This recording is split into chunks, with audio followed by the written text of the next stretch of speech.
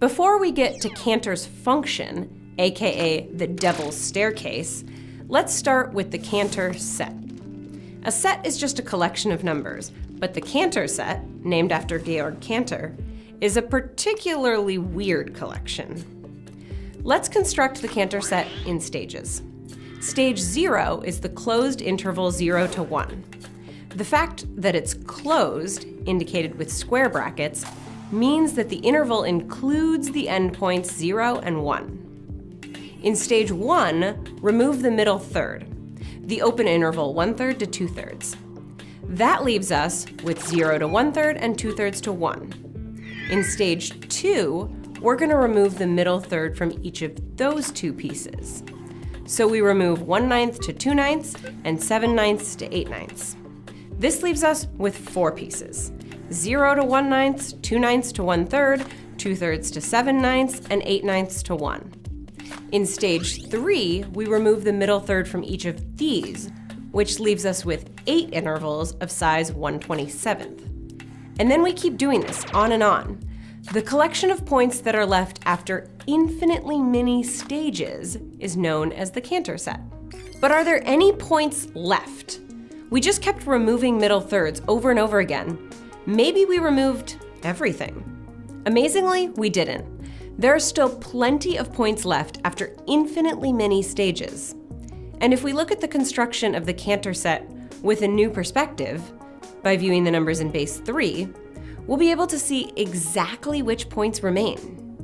For this construction, we'll have to use base 3 numbers. Pick a point between 0 and 1 and mark it with an X. In base 10, we'd label this point 0.4273, which means it has 4/10 plus 2/100 plus 7,000 plus 3/10,000. It's also a recipe for how to zoom in on it.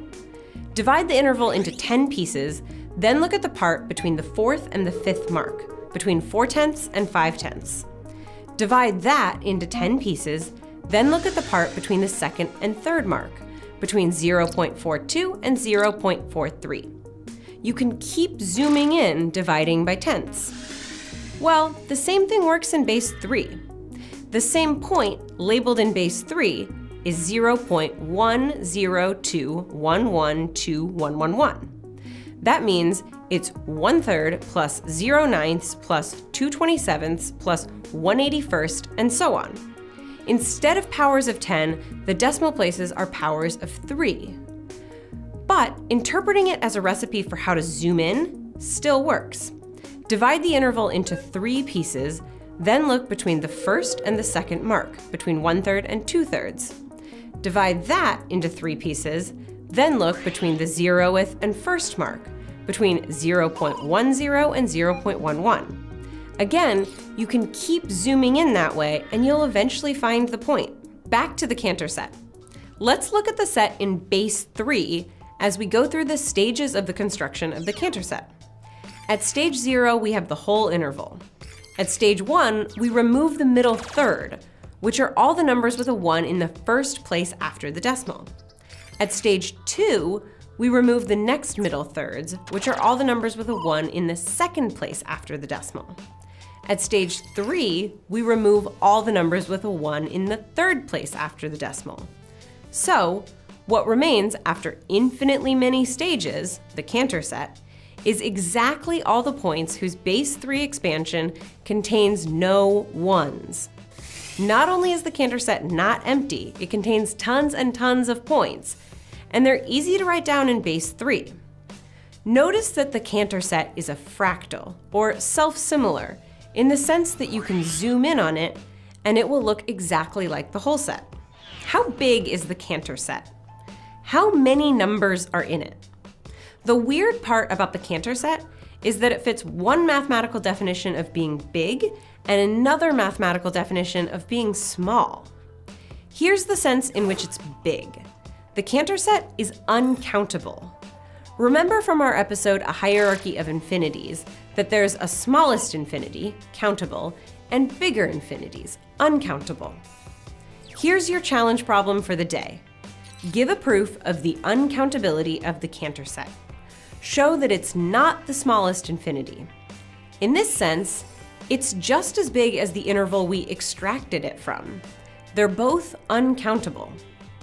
But here's the sense in which the Cantor set is small. It has length 0. The mathematical formalization of your intuitive notion of length is called the one-dimensional Lebesgue measure. But right now, I'll just call it length. Let's look at the length of the Cantor set in stages. At stage 0, it's the interval 0 to 1, so it has length 1. At each stage after this, we remove 1/3 of the previous set, leaving a set that is 2/3 the length. So at stage 1, the set has length 2/3. At stage 2, the set is 2/3 the length of that set. So it has length 2/3 times 2/3, or 4/9. The set is always 2/3 the length of the previous set. Continuing this, at stage n, the set has length 2/3 to the n. The Cantor set is produced after infinitely many stages, so the length of the Cantor set is the limit as n goes to infinity of 2/3 to the n, which is 0. Basically, the Cantor set is weird. It's uncountably big, but has 0 length. It actually has a ton of other weird properties, several other episodes worth. But for now, let's talk about the Cantor function, also known as the Devil's Staircase. Describing the Cantor function, which is a function on the interval 0, 1, is a lot like describing the Cantor set. We build it in stages. At stage 0, the function is just a line, extending from 0 to 1. The function at stage 1 has a flat line at height 1/2 for the middle third, between 1/3 and 2/3, and 2 diagonal lines to fill it in. Again, the function starts at 0 and ends at 1. At stage 2, we add 2 more flat lines, one at height 1/4 from 1/9 to 2/9, and one at height 3/4 from 7/9 to 8/9.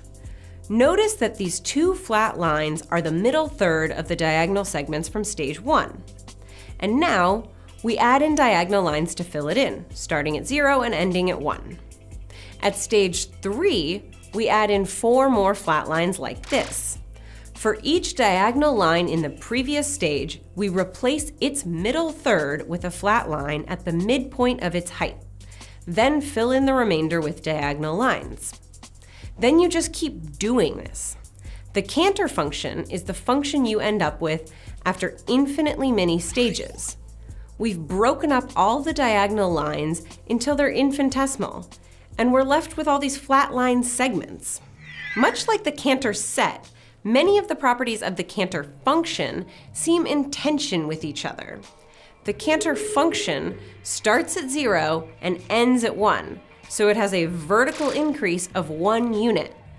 But the function is flat, that is, it has 0 slope, at every point besides the points in the Cantor set.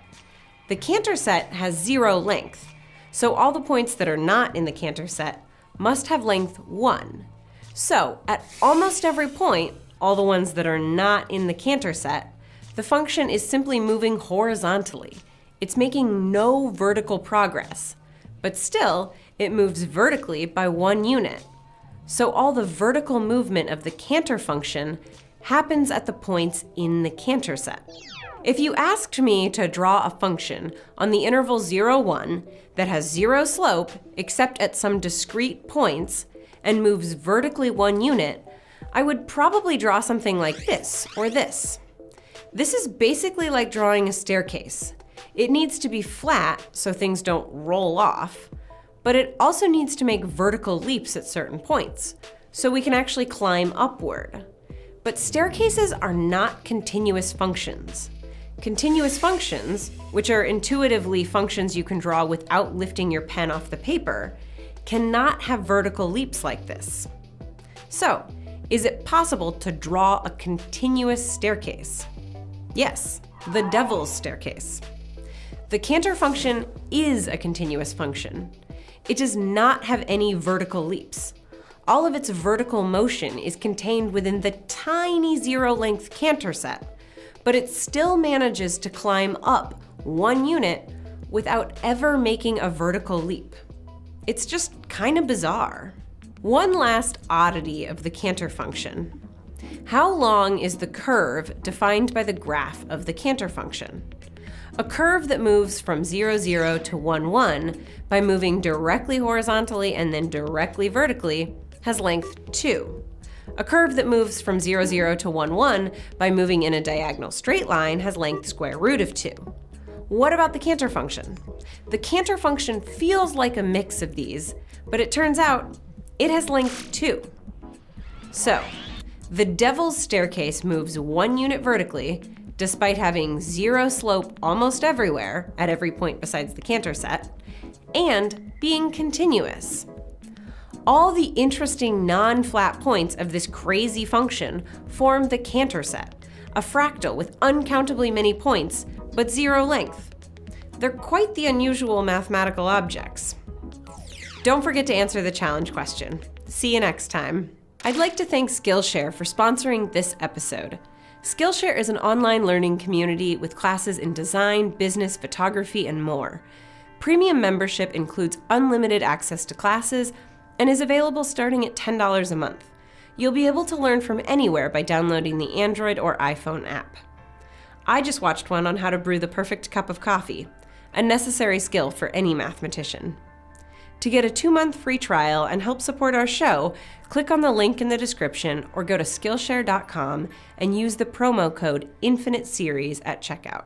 There's a new PBS Digital Studios show, even newer than this show, called Above the Noise, that takes a closer look at the science floating around the news. The expert hosts, Miles and Shireen, do the research to help you unpack the facts from the noise. As a science writer, I especially liked their episode outlining 4 tips to spot bad science reporting.